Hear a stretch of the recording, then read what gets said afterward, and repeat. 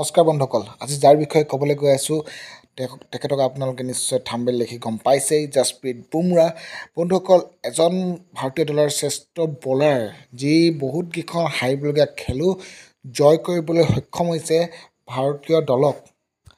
বন্ধুসকল, জাসপ্ৰীত বুমৰাহৰ জন্ম হৈছিল আহমেদাবাদত। তেখেতৰ কঠোৰ পৰিশ্ৰম আৰু নিষ্ঠা দেখি পিতৃ মাতৃয়ে তেওঁক সমৰ্থন কৰিছিল ক্ৰিকেটৰ বাবে, খেলৰ বাবে। আৰু ক্লাব ক্ৰিকেটৰ পৰাই তেখেতৰ আৰম্ভ হৈছিল কেৰিয়াৰৰ, আৰু তেওঁ নিজৰ দক্ষতা বৃদ্ধিৰ বাবে কঠোৰ পৰিশ্ৰম কৰিছিল। কঠোৰ পৰিশ্ৰম আৰু নিষ্ঠাৰ বাবে তেওঁ অতি সোনকালে IPLত স্থান লাভ কৰিবলৈ সক্ষম হয়। IPLত তেখেতৰ প্ৰদৰ্শনে সকলোকে আপ্লুত কৰি তোলে আৰু তেওঁক টীম ইণ্ডিয়াৰ বাবে নিৰ্বাচিত কৰে। বন্ধুসকল, আন্তৰ্জাতিক জীৱনত বুমৰাহ বহু সফলতা অৰ্জন কৰিছে। তেওঁৰ প্ৰদৰ্শনে সকলোকে আপ্লুত কৰি ভাৰতীয় দলৰ এক গুৰুত্বপূৰ্ণ অংগ হিচাপে তেখেতক অংগ বুলি সকলোৱে জানে। তেওঁৰ কিছুমান মূল কৃতিত্ব আছে। তেখেতৰ কৃতিত্ব হ'ল IPLত অসংখ্য সফলতা, আন্তঃৰাষ্ট্ৰীয় ক্ৰিকেটত অভিলেখ, ভাৰতীয় দলৰ এক গুৰুত্বপূৰ্ণ অংশ। তেওঁৰ প্ৰদৰ্শনে তেওঁক বিশ্বৰ অন্যতম শ্ৰেষ্ঠ বেগী বলাৰৰ ভিতৰত এজন বুলি তেখেতক আজি সকলোৱে জানে।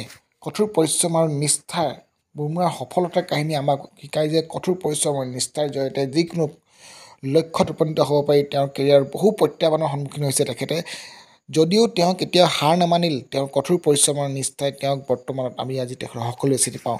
বুমৰাহৰ সফলতাৰ কাহিনীয়ে আপোনাক মোক অনুপ্ৰাণিত কৰি তোলে। যদি আপুনি বা মই নিজৰ লক্ষ্যত উপনীত হ'ব বিচাৰোঁ, তেন্তে আমি কঠোৰ পৰিশ্ৰম আৰু নিষ্ঠাৰে আগবাঢ়িব লাগিব। কেতিয়াও হাৰ নামানিব। নিজৰ লক্ষ্যত উপনীত হ'বলৈ কঠোৰ পৰিশ্ৰম কৰক। ধন্যবাদ।